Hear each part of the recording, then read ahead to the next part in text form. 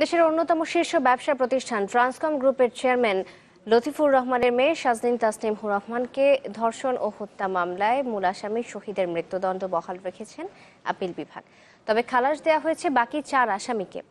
সকালে প্রধান বিচারপতি সুরেন্দ্র কুমার সিনহার নেতৃত্বে আপিল বিভাগের 5 সদস্যের বেঞ্চ এই রায় দেন।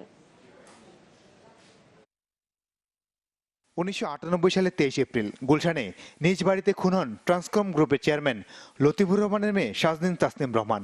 ওই ঘটনা দায়ের হয় 2টি মামলা, যার মধ্যে 2003 সালে ঢাকার নারী ও শিশু নির্যাতন দমন আদালত 6 আসামিকে মৃত্যুদণ্ড দেন।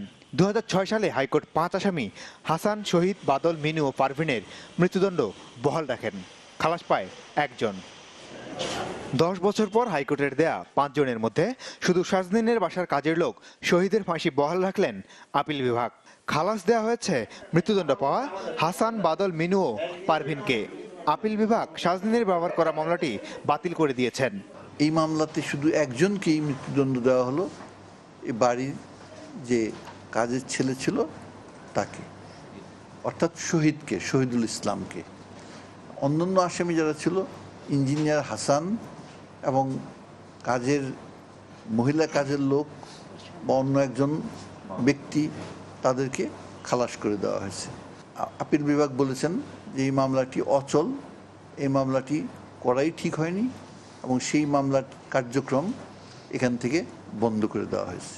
এ রায়ে সন্তুষ্ট খালাসপ্রাপ্ত আসামিদের আইনজীবীরা। তাদের মতে 1.5 যুগ পর হলেও তারা ন্যায় বিচার পেয়েছেন। আপিল বিভাগ অত্যন্ত দৃঢ়তার সঙ্গে ন্যায় বিচার করেছেন, আমরা এই রায়ে সন্তুষ্ট। এ ঘটনায় মোট 6 আসামির মধ্যে শুধু শহীদের মৃত্যুদণ্ডই বহাল রইল।